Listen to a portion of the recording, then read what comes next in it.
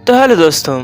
तो आज के इस वीडियो में 1988 में रिलीज़ हुई एक American supernatural slasher film Child's Play को एक्सप्लेन करने वाला हूँ। वीडियो को स्टार्ट करने से पहले मैं उन सभी लोगों को थैंक यू बोलना चाहूँगा जो अभी तक इस चैनल से जुड़े हुए हैं। एक्सप्लेनेशन को एंड तक देखिएगा क्योंकि वीडियो के एंड में हम इस मूवी से रिलेटेड कुछ इंटरेस्टिंग फैक्ट्स के बारे में बात करेंगे।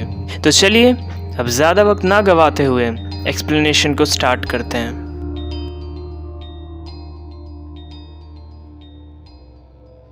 फिल्म 1988 में सेट है और इसकी शुरुआत में हम चार्ल्स ली रे नाम के एक सीरियल किलर को देखते हैं जिसका पीछा एक माइक नॉरिस नाम का डिटेक्टिव कर रहा होता है। माइक चार्ल्स पे कई गोलियां चलाता है और उसमें से एक गोली उसे लग जाती है। ये सब देखकर चार्ल्स का साथी एडी कैपिटो उसे वहीं पर छोड़ के चला जाता है।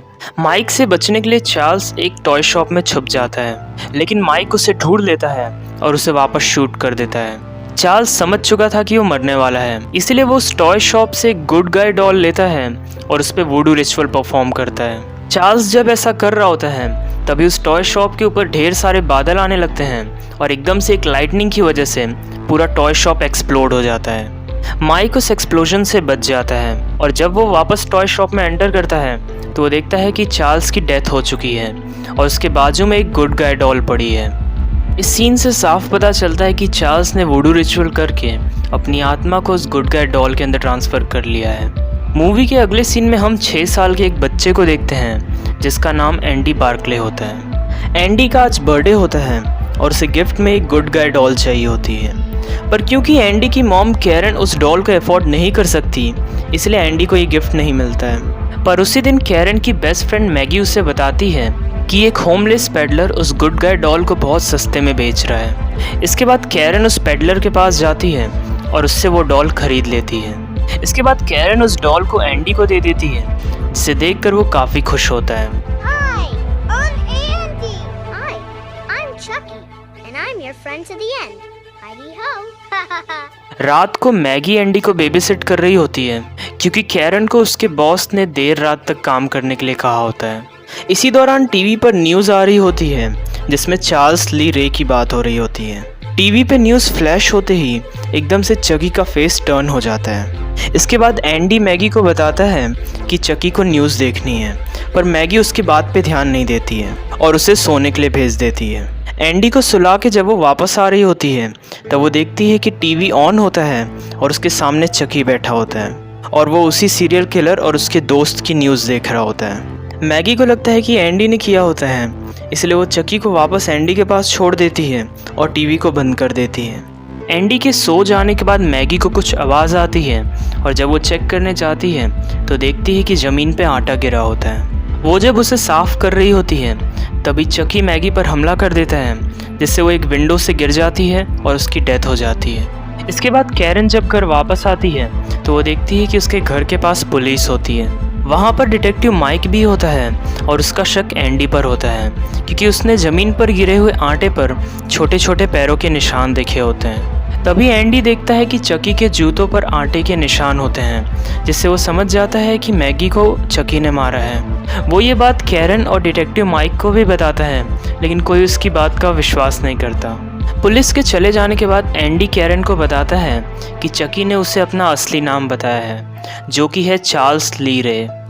अगली सुबह जब कैरन एंडी को स्कूल छोड़ के आती है तब वो चकी के कहने पे स्कूल बंक करता है और किसी और ही जगह पर पहुंच जाता है। चकी एंडी को डिस्ट्रैक्ट करके अपने पुराने साथी एडी कैपिटो के घर पे पहुंच जाता है।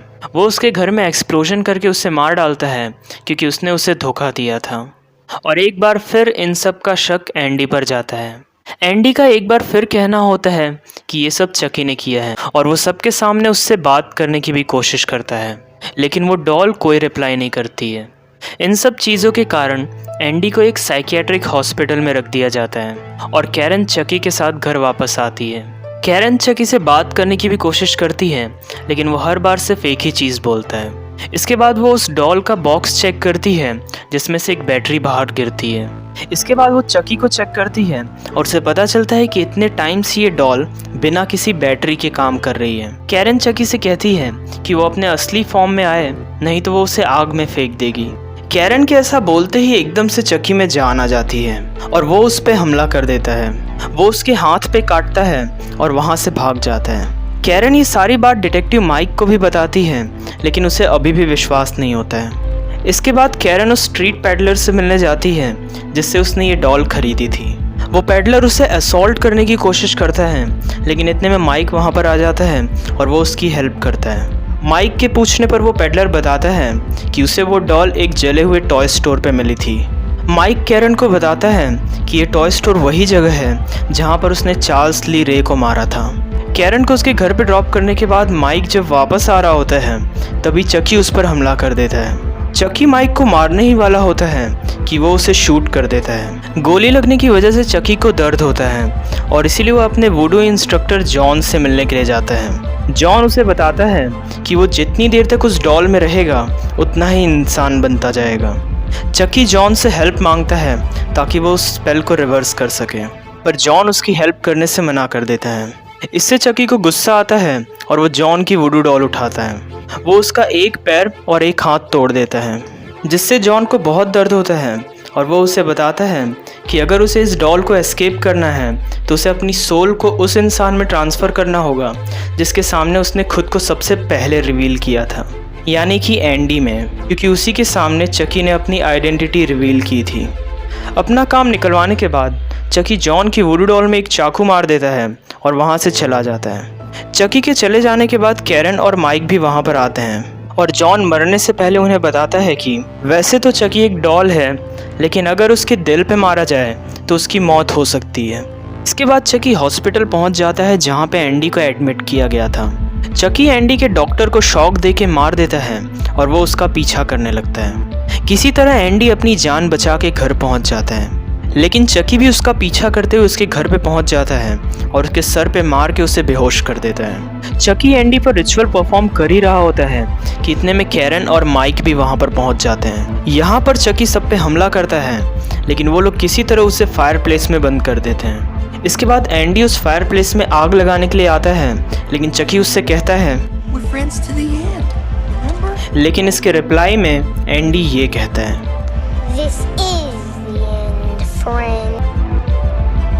कैरन और एंडी को लगता है कि चकी मारा जा चुका है और वो माइक की हेल्प करने के लिए जाते हैं, लेकिन इतने में जला हुआ चकी वापस आ जाता है और वो एंडी पे हमला करने की कोशिश करता है। इस बार कैरन उस पर कई बार गोलियां चलाती है और सबको फिर लगता है कि वो मारा जा चुका है। इतने में माइक का साथी जैक भी वहाँ पर आ जाता है और उसे लगता है कि ये तीनों नाटक कर रहे हैं, लेकिन तभी चकी की बॉडी एयर वेंट से आती है और वो जैक का गला दबाने की कोशिश करती है। इसी दौरान माइक फाइनली चकी के हार्ट पे शूट करता है, जिससे चकी मारा जाता है। इसके बाद वो सभी लोग उस कमरे से बाहर निकल जाते हैं और मूवी एंडी का चेहरा दिखाते हुए ख़त्म हो जाती है। तो ये था आज का एक्सप्लेनेशन। उम्मीद करता हूँ कि आपको ये वीडियो पसंद आया होगा। तो चलिए अब बात करते हैं उन फैक्ट्स की जिनके बारे में मैंने वीडियो के स्टार्ट में कहा था। फिल्म की रिलीज़ डेट 9 नवंबर 1988 थी और मूवी में भी ठीक इसी दिन चार्ल्स ली रे ने अपनी आत्मा को उस डॉल में ट्रांसफ़र किया था।